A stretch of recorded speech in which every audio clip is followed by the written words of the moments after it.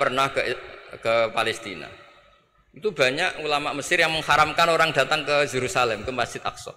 Karena mau tidak mau harus dapat visa Israel, berarti ngaku eksistensi Israel. Karena dianggap mengaku eksistensi Israel maka hukumnya haram. Tapi saya pernah ketemu Imam Masjid Aqsa. Beliau bilang begini, Pak Bahak, kalau orang Islam dari seluruh dunia tidak datang ke kami, maka eksistensi kami dianggap diabaikan oleh komunitas internasional. Dan itu dengan mudahnya Israel mencaplok kita. Sehingga separuh ulama Mesir juga mewajibkan yang mampu harus ke sana. Dengan cara itu Aqsa aman karena masih diperhatikan ulama atau komunitas internasional. Yang satu cara pandang ke sana berarti ngaku eksistensi Israel karena ada visa Israel. Yang satu bilang harus ke sana, dengan itu eksistensi Masjid Aqsa terjaga karena masih diperhatikan ulama atau komunitas Jadi di mana-mana khilaf itu ya seperti itu. Tapi alhamdulillah di kita itu khilaf itu biasa. Sehingga zaman kita mondok, saya itu pernah pengalaman buruk sekali saya ketika jadi Rois Musyawarah Fathul Mu'in. Itu ada pertanyaan gini Gus Hasib. Saya tanya gini sama orang, Gus, soft paling utama itu yang nomor berapa? Nomor 1 kata saya. Yang kedua, yang soft berikutnya, iya yang berikutnya. Kalau sudah tahu soft terbaik itu yang nomor 1, kenapa masjid gak dipakai memanjang selatan utara? Biar semuanya nomor 1. Selagi masjid itu memanjang barat timur, pasti ada soft 1, 2, 3. Itu kan kurang ajar betul. Jadi supaya orang soft 1 semua ya tinggal desain masjidnya, yaitu memanjang utara selatan. Selagi masih memanjang barat timur, pasti soft 2, 3. Terus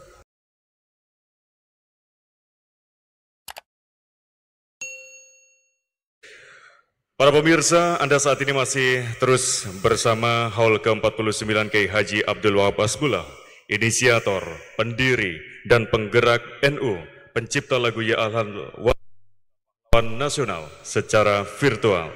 Berikutnya, tausiah dalam rangka Haul ke-49 Kiai Haji Hasbullah oleh Gus Baha kami haturkan.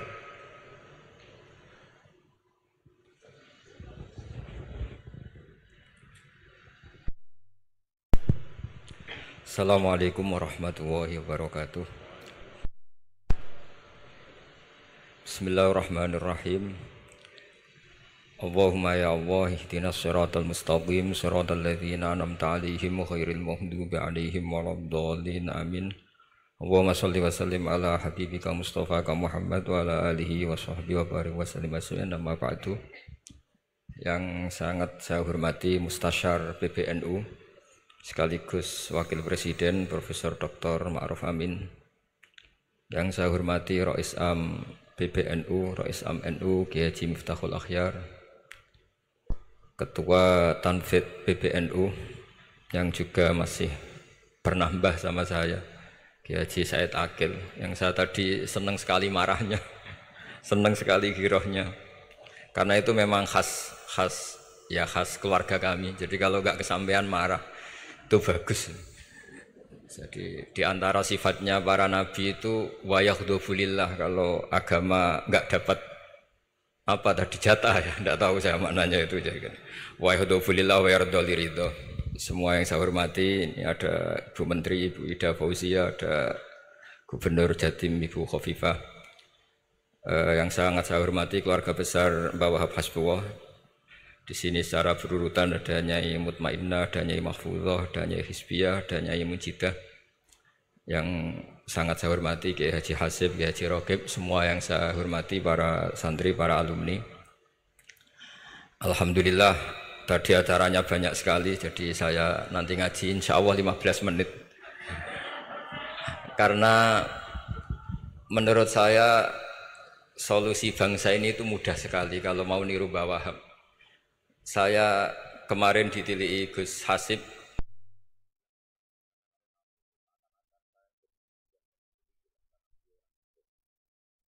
kemudian beberapa hari dikasih paketan beliau tentang Mbah Wahab, buku dari beliau tentang Mbah Wahab. Tapi sebetulnya saya tahu banyak tentang Mbah Wahab tanpa buku itu, karena Mbah Maimun guru saya juga bapak saya Kiai Haji Nur Salim sering cerita Kiai Wahab itu pedagang, politikus, juga pahlawan. Kita sebetulnya melihat itu sederhana. Artinya sederhana dalam pikiran ulama. Jadi pernah suatu ketika Sayyidina Ali itu marah besar melihat umat Islam itu, sehingga beliau marah besar di antara kalimatnya itu, karena ini tengah-tengah kalimat langsung pakai fa. Adalah nanti terserah santri-santri yang nge'rob. Fakubhan lakum hina sirtum gharadun yurma. Jadi umat ini akan buruk sekali ketika posisinya itu objek di sasaran tembak pihak lain. Ketika misalnya haji itu bagus prospek, nanti ujung-ujungnya yang bikin sajadah kadang orang sana, mau bilang kubu sebelah nanti sensitif secara politik. Nanti ketika umat Islam punya kebutuhan pakaian ihram besar, juga yang merodok kadang orang lain.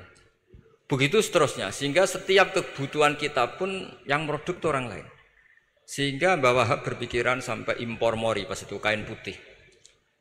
Begitu juga traveling, ketika umat Islam butuh mudah pergi ke Mekah untuk haji dan umroh, juga bironya itu kadang orang lain. Zaman itu Hindia Belanda, sehingga beliau dulu sudah mendirikan semacam biro haji.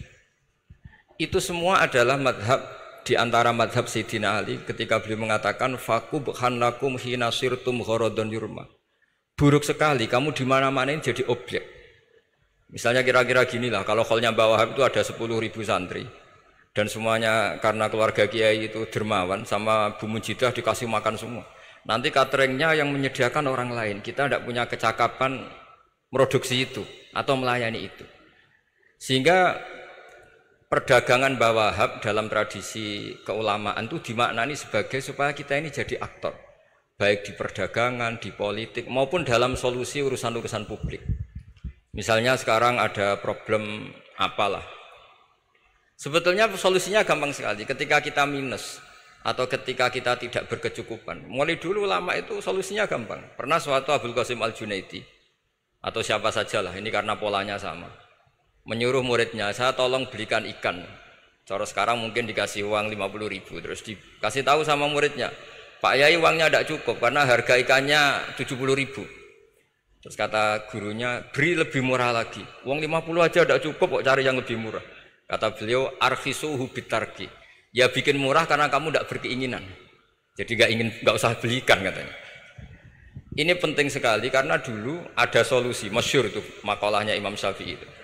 Kata beliau, fa innal ghina anisyaila bihi. Kalau kamu ingin tidak tergantung sesuatu, maka hindari sesuatu itu. Jangan memaksakan memenuhi sesuatu itu dengan memaksakan, tapi hindari sesuatu itu. Saya misalnya kalau nuruti kepengin, misalnya kalau saya dengan nafsu serakah saya, mungkin saya ingin punya mobil mewah, ingin apa saja, tapi itu membuat saya tersiksa karena harus menyediakan ini itu. Ya sudah, tidak usah ingin. Sehingga mudah sekali. Makanya kata ulama dulu, fa innal ghina anisyaila bihi. Untuk menjadi berkecukupan, usahakan banyak hal yang tidak Anda butuhkan. Semakin banyak hal yang kita butuhkan, maka kita akan tergantung akan sesuatu. Makanya banyak ilmuwan, saya sering diskusi sama pakar-pakar sama ilmuwan. Apakah negara Amerika itu negara yang kuat? Banyak ilmuwan yang berpikir itu ilmuwan politik, bukan tasawuf, berpikir negara paling lemah itu ya kayak Amerika. Karena semakin powernya kuat, ketergantungannya semakin kuat. Untuk memenuhi kebutuhan listrik harus begini, untuk kebutuhan minyaknya harus ini. Semakin kita kuat, maka ketergantungan akan sesuatu semakin banyak. Jadi ibarat orang yang punya Alphard sama yang enggak, kayak mana ya? Kayak yang enggak, karena kebutuhannya ada banyak. Artinya dalam kondisi krisis, ulama masih punya solusi, yaitu al-ghina itu anisyaila bihi. Jadi usahakan ketercukupan itu karena menghindari kebutuhan-kebutuhan yang tidak primer, yang tidak prinsip. Bukan memaksakan semuanya terpenuhi. Karena kita ini ulama. Dulu ketika sebelum ada negara, belum ada TNI, itu ulama punya cara untuk ngelawan Belanda. Karena mereka terbiasa punya loyalis, punya muhibbin, punya ghirah, punya strategi. Sehingga Belanda itu kesulitan ngedip ulama. Apalagi mereka terus ke Mekah, ketemu komunitas internasional yang semuanya berfatwa bahwa penjajahan harus dilawan. Itu luar biasa. Belum ada negara, enggak ditopang negara, kemudian tetap bisa melakukan perlawanan. Coba kalau dulu ngelawan nunggu, wah saya mau ngelawan penjajah kalau saya diangkat jadi TNI, saya mau ngelawan kalau saya punya otoritas yang disahkan negara, itu ribet. Negara ini saya tidak akan ngaji lama-lama, tapi saya akan cerita khas Mbah Wahab sesuai riwayat yang saya dapatkan dari guru-guru kami, bahwa beliau tadi seperti yang dikatakan Pak Said, membina dan menyebarkan NU kemana-mana tanpa uang proposal. Nggak kebayang saat itu proposal kepada siapa, negara sendiri masih susah. Lalu mau diajukan kemana? Terus yang mau tanda tangan itu ya siapa? Jadi yang saya tahu tadi, yang penting kita niru sesuai yang diidam-idamkan tadi Sayyidina Ali. Jangan sampai kalian itu menjadi gharadun yurma. Ada apa saja orang lain yang memikirkan labanya, kita yang jadi objek.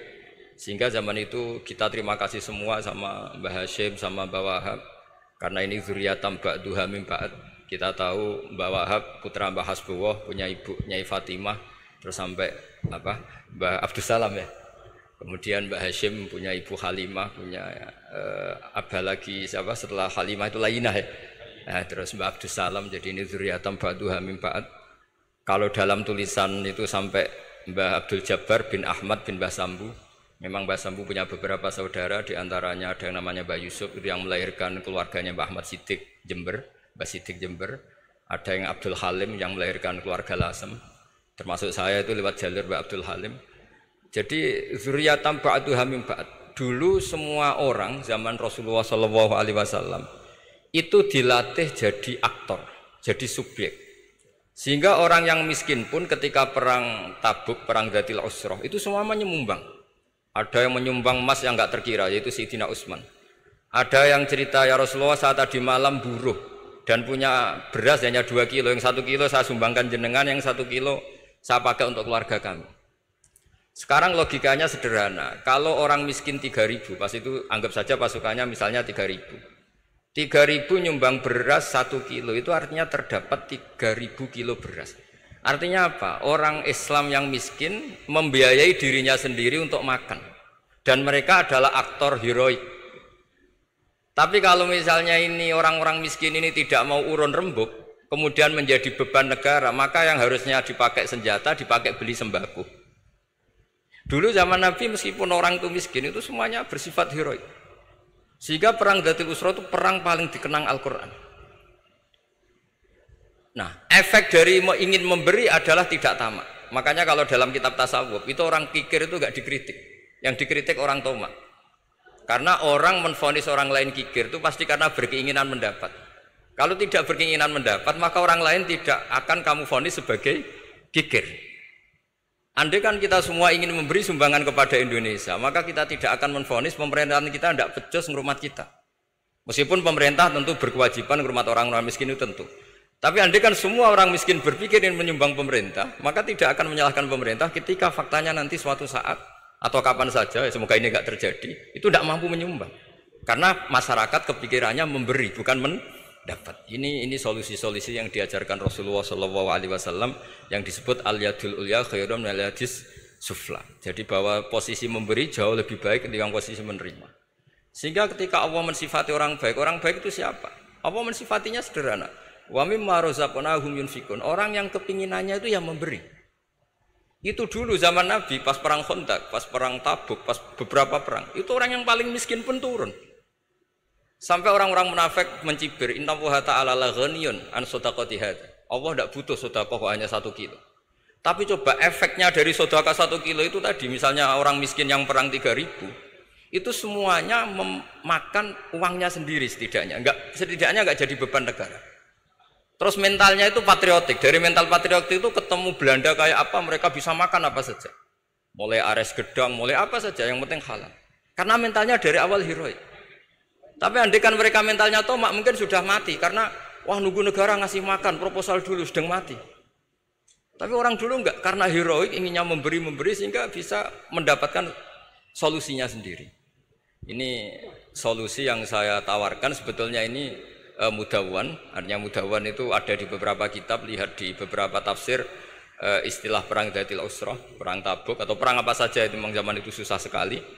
itu menjadi solusi utama adalah setiap orang ingin bermental patriotik. Nah, kalau sudah orang bermental patriotik itu gampang, ukur apa saja itu gampang. Karena tadi dari 3.000 atau 1.000 atau apa saja pasukan, sampai ada yang urun tadi beras 1 kilo, tapi 1 kilo itu menjadi satu watak, satu karakter bahwa bangsa ini inginnya memberi sama negara, sehingga negara ini mudah merdeka. Coba kalau semua orang miskin zaman itu bermental ingin mendapat, ribut proposal, nyalahkan ini, enggak didata miskin tersinggung, kan capek. Jadi ini memang zaman akhir ya, agak aneh, orang enggak didata miskin itu tersinggung. Kalau besanan nyari yang kaya, tapi kalau ada sumbangan nyari sebagai yang miskin. Jadi kalau tanya solusi khas ulama, kita belajar dari perang Dhatil Usroh. Itu orang yang miskin semuanya urun. Nah, barokahnya urun itu kemudian mereka bermental patriotik. Barokahnya patriotik, yang kaya, yang miskin, yang pinter semuanya berkontribusi untuk menyumbang negara. Akhirnya negara ini bisa merdeka sebelum terbentuk TNI, sebelum terbentuk Polri. Karena tadi keinginan memberi, keinginan patriotik. Sehingga cerita buyut-buyut saya ketika Belanda atau Jepang, itu yang dicari di geladak saya itu ya kitab. Karena kitab ini dianggap sumber inspirasi mereka melawan Belanda. Dulu kita tahu masyarakat kita itu kalau ngerti Belanda itu dipanggil Doro, wis penjajah jadi diundang Doro. Itu kan terlalu dulu. Sehingga orang Arab itu kadang agak dengan tanda kutip mencibir kita. Kalau bahasakan negara jajahan itu mustakmarin. Negara yang perlu rame karena cara berpikir masih terbelakang. Wong penjajah kok dipanggil Doro. Terus ketika beberapa kiai melihat Belanda baik karena di alun-alun dikasih masjid gini-gini, sudah tidak berotak karena anggap Hindia Belanda itu baik. Baru ketika era beberapa ulama, ada Mbah Hashim, ada Mbah Hasbuh, tadi kata beliau Dwi Tunggal tadi, terus ada fatwa resolusi jihad, sehingga mereka baru sadar bahwa Belanda itu ancaman. Kayak apa pentingnya ilmu, kayak apa pentingnya fikih. Karena di fikih jelas jihad untuk melawan penjajah itu fardu kifayah. Tapi jika musuh kadung ada di kita, maka itu fardu ain. Tidak lagi ada prasyarat harus lelaki, harus merdeka, enggak, perempuan pun harus terlibat. Jika kita punya pahlawan kayak Cuk Nyadin, beberapa daerah Kartini, itu ada di khazanah kitab-kitab fikih kita. Jadi kita tidak pernah kehilangan khazanah untuk menjawab muskilatus zaman, untuk menjawab problem-problem zaman. Tapi yang penting kita selalu ngaji, selalu belajar. Saya adalah orang yang sebetulnya tidak pernah ingin terkenal karena saya itu suka belajar.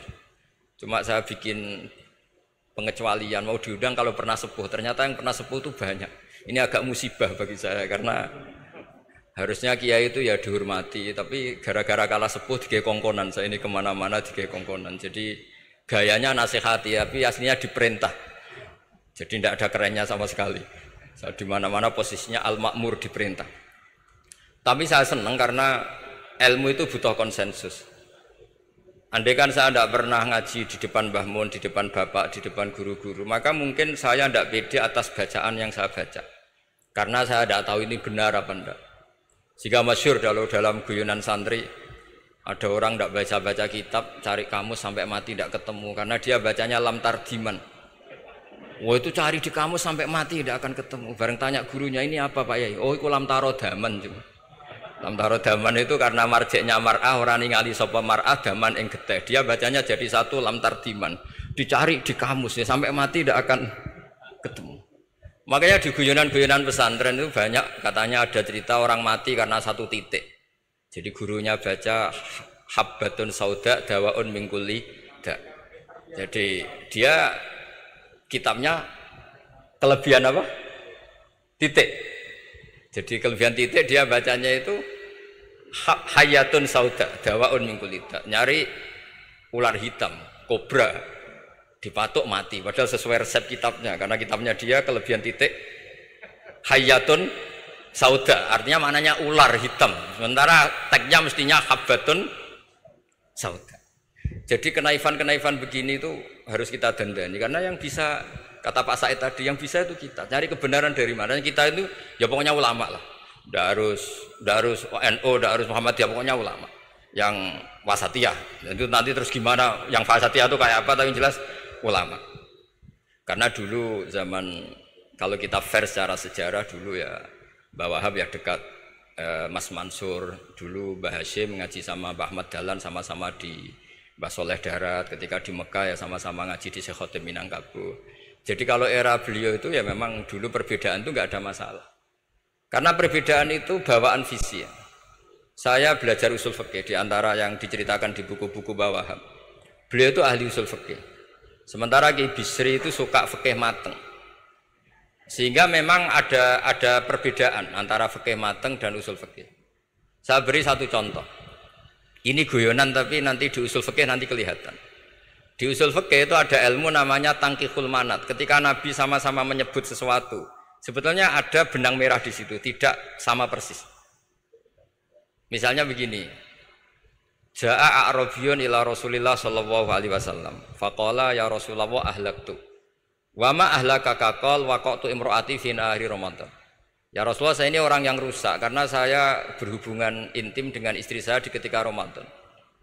Terus Nabi ngendikan, ya sudah kamu harus merdekakan budak, saya tidak punya ya Rasulullah. Ya sudah kamu puasa 2 bulan berturut-turut. Kata beliau, puasa baru sehari saja kecelakaan apalagi 2 bulan. Karena kamu orang Arab lah, orang Arab itu dia cerita ini di Arabi tadi. Terus ya sudah kamu sedekah sama 60 orang miskin. Saya ini orang paling miskin. Susah kan menghadapi orang miskin seperti ini itu. Nah, pertanyaannya secara usul fikih, menurut mazhab Syafi'i, sanksi berat itu hanya untuk yang berhubungan suami istri. Sehingga kalau membatalkannya pakai rokok, pakai minum, pakai makan, tidak kena sanksi seberat itu. Masuk akal kan, karena memang hubungan suami istri dalam banyak hal, misalnya haji itu ifsad, yang benar-benar ifsad bisa merusak haji secara total. Tapi menurut Imam Malik, pikiran Imam Syafi'i itu dianggap aneh. Loh, ini hubungan suami istri itu statusnya mubah, sesuatu yang boleh. Maka semua hal yang boleh tapi merusak kehormatan Ramadan, maka ketentuannya sama. Yaitu misalnya nggak sakit nggak apa, pagi-pagi nyate. Wah, itu kan melecehkan Ramadan, nggak sakit nggak apa kok pagi-pagi nyate. Perlu dicatat karena hubungan suami istri itu sesuatu yang boleh. Berarti kalau yang boleh merusak Ramadan hukumannya berat, makan yang statusnya boleh juga hukumannya berat. Itu dulu bapak saya ketika bikin analogi itu mau cerita sederhana gini. Hak dhisik ono santri ya goblok. Kandhanane angel. Istrinya lapor ke kiainya. Pak Yai, santri jenengan kalau sama istri sering mukul itu nabok pakai tangan. Santrinya dipanggil kan alumni. Kamu jangan sering mukul istri kamu gini-gini. Iya Pak Yai, njeh. Suatu saat 2 minggu istrinya lapor lagi. Sekarang tidak nabok Pak Yai, nyaduk. Karena yang dilarang hanya nabok. Dipanggil Kiai, lo kamu katanya masih sering nyaduk istri kamu. Yang dilarang kan mukul, sekarang nyaduk. Kapan-kapan meludahi. Nah, artinya di usul fikih dijelaskan bahwa makna haramnya naboi adalah hurmatul idza, haramnya menyakiti. Maka nyaduk sama, meludahi sama, menerlantarkan sama. Itu dulu bahwa ahlinya bikin usul fikih seperti itu. Sehingga misalnya amar ma'ruf nahi mungkar, ketika beliau ditanya apakah perlu ikut kabinet gotong royong, tapi di situ banyak kelompok yang mungkin tidak cocok. Pikirannya kayak apa, harus ikut. Justru ikut itu ikut benahi dari dalam. Meskipun dari ikut itu Mbah Wahab nyun sewu yang ngalami fitnah yang macam-macam dituduh karena zaman itu nasakom. Tapi itu beliau santai saja. Tapi zaman itu memang itu sah karena zaman itu belum dibubarkan. Jadi yang dialami Mbah Wahab ini luar biasa. Semuanya harus jadi pelajaran bagi kita. Makanya jangan pernah meninggalkan ilmu yang bernama usul fikih, karena fikih yang mateng itu cara basa Jawa ini akan kehilangan stok teks. Misalnya Nabi sedekah pakai kurma atau pakai apa makanan pokok. Itu hadisnya itu kurma, sama Imam Syafi'i digenti kutu ahli baladi, yaitu makanan pokok dari negara. Sehingga kita tidak bisa mentang-mentang Nabi sedekahnya pakai kurma terus kita orang miskin kita kasih kurma. Bisa linu tuh nih kalau makan kurma orang Indonesia itu. Karena yang penting itu kutu ahlil balad, bukan kurma. Bukan mentang-mentang Nabi sholat di Mekah Medina, kalau ingin persis sunnah Rasul, sholatnya harus di Mekah Medina. Kalau di Indonesia Nabi tidak pernah sholat di Indonesia. Sunnah Rasul sholatnya di Mekah Medina, bisa ada orang sholat kalau gitu. Jadi ada ilmu yang namanya tangkihul manat, yang harus ditiru itu sisi mananya. Nah dalam konteks Arabi tadi terus kemudian ada dibuang, Ja'a Arabion, kata Arabi itu dibuang. Datang orang Bedui, orang kota pun kalau punya kesalahan yang sama hukumannya juga sama, maka kata Arabi dibuang. Nah menurut Imam Malik kata jima, hubungan suami istri juga dibuang, digenti membatalkan puasa dengan apa saja yang tanpa uzur syarat. Jadi ini kealiman kiai-kiai Indonesia dulu itu, misalnya kentong, dulu meskipun ada yang bilang bid'ah, kentong itu bid'ah karena mirip orang Nasrani. Orang Nasrani itu bentuk kentongnya di kelenteng itu tidak seperti kentong kita. Adat Indonesia kalau pos kampleng ada maling, ada banjir pakai kentong. Jadi adatnya memanggil tuh pakai kentong. Makanya kiai-kiai dulu, wah ini mirip orang Nasrani, enggak, mirip pos kampleng katanya. Padahal jelas ya, menurut hadis sahih jelas ketika ada sahabat usul ya Rasulullah bikin kentong, wah jangan, nakus itu nanti kayak Nasrani. Bikin buk itu trompet, jangan nanti mirip orang Yahudi. Ya dengan api ya Rasulullah, jangan nanti mirip Majusi. Datang sahabat tergesa-gesa, beliau mimpi kalau diajarin azan. Azan itu maknanya al-ilam, memberi maklumat waktu sholat. Akhirnya ada azan. Kemudian ulama Indonesia dulu Mbah Hashim sama Ki Fakih Mas Kumambang, yang satu anti kentong, yang satu pro kentong. Itu dulu ya saling menghormati, nggak masalah. Karena fikih itu sekali khilaf itu mirip-mirip. Tadi Pak Said Akil nyinggung Palestina. Saya pernah ke Palestina. Itu banyak ulama Mesir yang mengharamkan orang datang ke Yerusalem, ke Masjid Aqsa. Karena mau tidak mau harus dapat visa Israel, berarti ngaku eksistensi Israel. Karena dianggap mengaku eksistensi Israel maka hukumnya haram. Tapi saya pernah ketemu Imam Masjid Aqsa. Beliau bilang begini, Pak Bahak, kalau orang Islam dari seluruh dunia tidak datang ke kami, maka eksistensi kami dianggap diabaikan oleh komunitas internasional. Dan itu dengan mudahnya Israel mencaplok kita. Sehingga separuh ulama Mesir juga mewajibkan yang mampu harus ke sana. Dengan cara itu Aqsa aman karena masih diperhatikan ulama atau komunitas internasional. Yang satu cara pandang ke sana berarti ngaku eksistensi Israel karena ada visa Israel. Yang satu bilang harus ke sana, dengan itu eksistensi Masjid Aqsa terjaga karena masih diperhatikan ulama atau komunitas Jadi di mana-mana khilaf itu ya seperti itu. Tapi alhamdulillah di kita itu khilaf itu biasa. Sehingga zaman kita mondok, saya itu pernah pengalaman buruk sekali saya ketika jadi Rois Musyawarah Fathul Mu'in.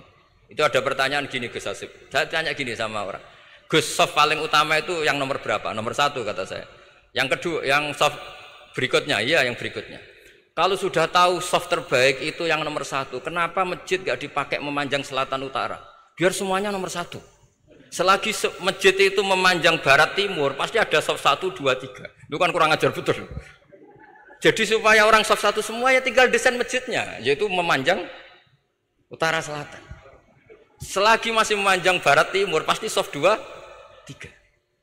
Terus saya kebalik tanya, lalu setelah begitu yang paling abdul siapa? Yang sisi kanannya imam. Ya sudah, imamnya dipojokkan pol selatan, biar semuanya dari pol kanan. Nanti ada masalah lagi, yang paling abdul siapa? Yang paling dekat imam. Yus kono kerubutu imam kan gitu. Jadi kalau nuruti fikih itu ya memang ilmu logika.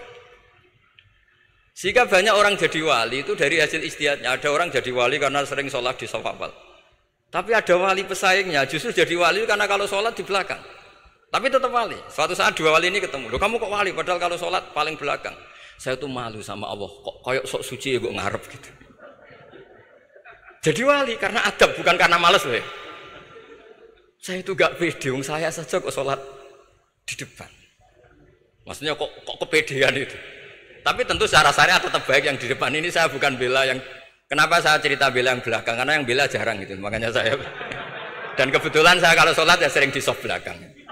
Tapi ini saya cerita betapa logika fikih itu khazanahnya banyak dan luas. Dan kita bicara usul fikih itu biasa. Kita belajar sama beberapa ulama. Saya berkali-kali cerita di mana-mana. Muhammad bin Hasan Asy-Syaibani itu mewajibkan ulama kaya, dan beliau kalau ngitung duit itu di kamar tamu, di ruang tamu. Sehingga santri ora kepikiran nyalami template. Kan cara wong Jawa kan meliting ngitung duit kok di ruang tamu. Tapi ternyata alasannya beliau masuk akal. Ben santri ku roh nak kiye di duit, dadi ora perlu kepikiran nyumbang gula. Ya masuk akal. Tapi yang nyimpen duit ya masuk akal, wong duit kok dipamer-pamerno. Tapi yang pamer nggih monggo nak niate ben wong liya ndak perlu berempati, gak perlu sakit. Jika gak perlu didata dapat BLT, mereka duitnya tidak kok. Ya itu semuanya istihad. Assalamualaikum warahmatullahi wabarakatuh.